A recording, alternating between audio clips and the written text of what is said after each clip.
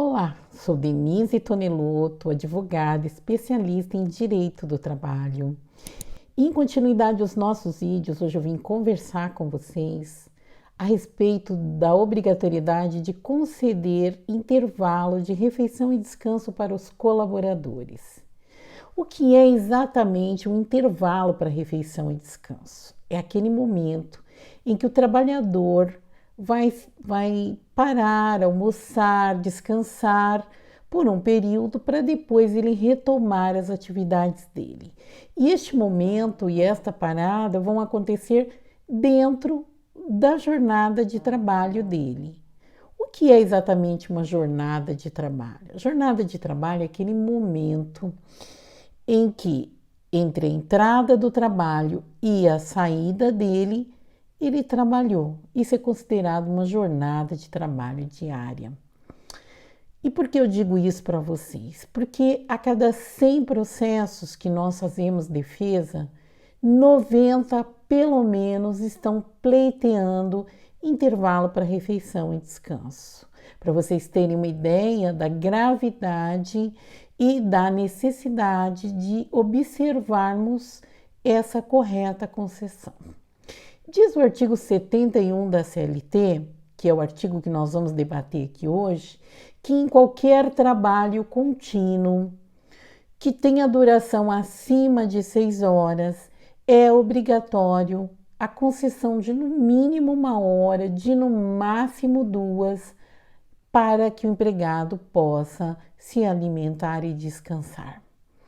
Pois bem, e o que acontece se você não conceder essa hora? Você vai pagar como hora extra com os percentuais que a convenção coletiva assim determinar. E aí você me pergunta, posso elastecer o intervalo? Ou seja, posso esticar? Posso fazer mais que 2 horas? A resposta é sim, pode. Mas você vai poder fazer isso, como bem disse o artigo 71, se você for buscar o sindicato de empregados, propor a ele um acordo coletivo para esse elastecimento dessa jornada.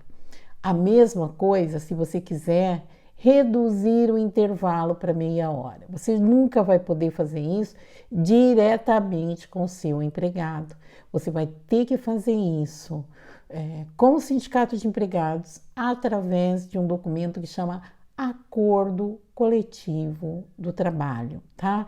É um documento que tem força legal, tem a mesma força da convenção coletiva, mas ele é feito entre empresa e sindicato de empregados para disciplinar algumas regras específicas. E no nosso caso, no caso que nós estamos comentando, o intervalo para refeição, ou elastecer ou reduzir, ok?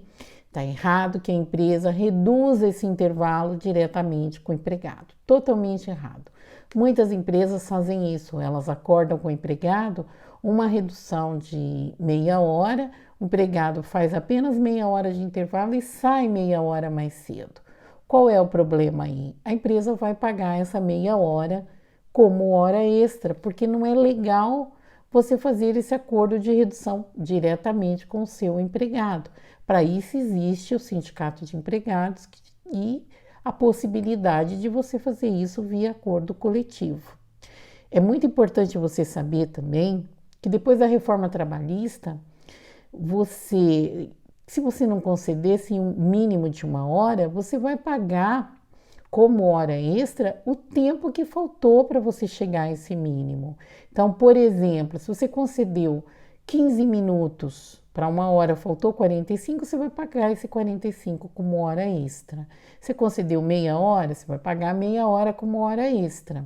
E o percentual você vai buscar na convenção coletiva, que ela disciplina, cada categoria tem um percentual de horas extras distinto. Importante você saber também que mesmo que você pague a hora extra para o seu empregado, você não está isento de uma autuação do Ministério do Trabalho. Porque o Ministério do Trabalho, ele é o fiscal das leis. Então, não importa se você pagou essa meia hora como hora extra, você infringiu a lei, você descumpriu o artigo 71. E por isso você pode ser autuado, vai ter que pagar uma multa, né? Infelizmente aí não há um recurso que vai salvar a empresa Então você resolveu o seu problema com o empregado, mas com o físico você não resolveu. Importante que você saiba também que uma jornada de até 4 horas você não tem que conceder nenhum intervalo.